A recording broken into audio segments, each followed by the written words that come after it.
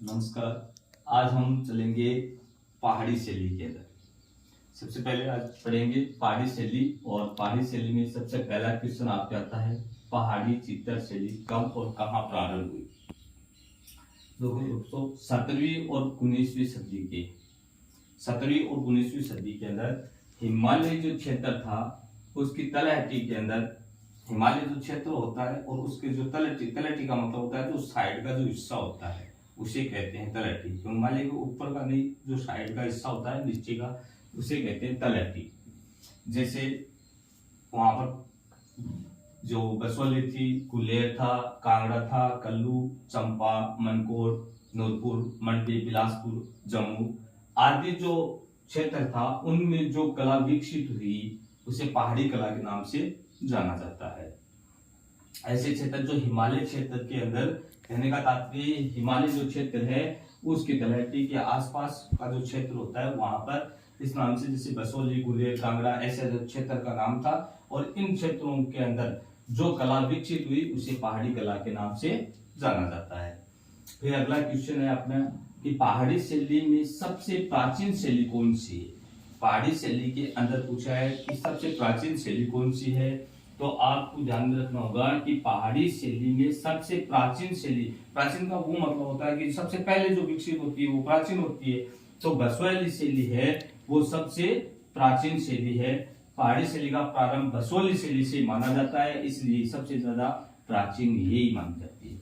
यानी जो प्रारंभ हुआ था वो बसोली शैली से हुआ था, तो इसका प्राचीन में कौन सा आएगा, तो बसोली शैली आएगा। उसके बाद इसके बसोली शैली के बाद गुलेर और कांगड़ा, इन शैली का विकास हुआ। सबसे पहले बसोली शैली का विकास हुआ, उसके बाद में गुलेर का विकास हुआ, उसके बाद में कांगड़ा शैली का विकास हुआ। पहाड़ी शैली में चमकदार रंगों के लिए, अगर अगला क्वेश्चन पूछा जाए कि पहाड़ी शैली के अंदर चमकदार रंगों के लिए कौन सी शैली जानी जाती है, तो चमकदार रंगों के लिए बसोली शैली ही मानी जाती है। क्योंकि सबसे पहले प्राचीन की बात करें तो प्राचीन में क्या आता है, बसोली शैली। किस विद्वान का विचार था कि पंडित शेऊ व उनके परिवार ने पहाड़ी चित्रों का आरंभिक विकास किया।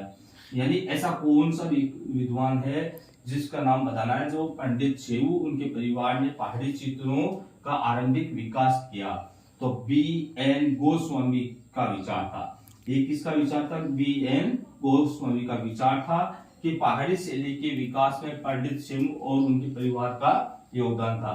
यानी बी.एन. गोस्वामी ने ये विचार दिया था कि पहाड़ी शैली का जो थी उसका जो विकास है वो पंडित शेऊ और उसका परिवार था, उसके योगदान से ये पहाड़ी शैली है वो विकसित हुई थी। अगला क्वेश्चन आपके सामने आता है, बसोली शैली का प्रमुख विषय क्या था।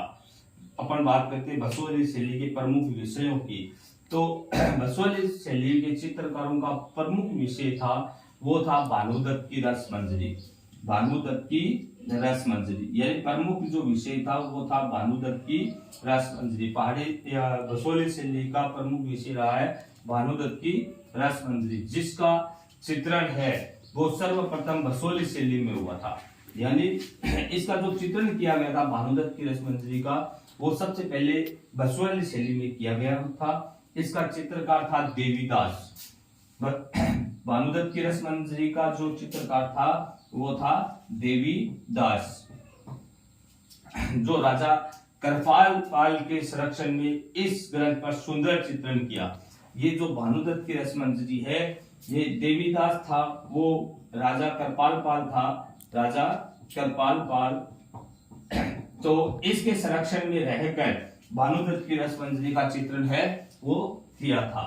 भागवत पुराण, रागमाला चित्रण भी बसोली शैली में हुआ। यानी भागवत पुराण का चित्रण, रागमाला का चित्रण ये भी बसोली शैली का माना जाता है। इसका चित्रण भी इसी के समय हुआ था।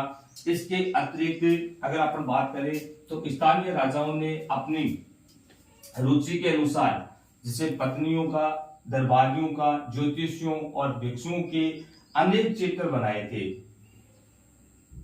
बसोली शैली के अंदर राजा अपने रानियों के चित्र बनाए थे, दरबारी जो चित्र था उनका भी कार्य किया था, ज्योतिषियों का चित्रण है उन्होंने किया था, और जो भिक्षुक होते हैं है ना, उनका भी उन्होंने चित्रण किया था।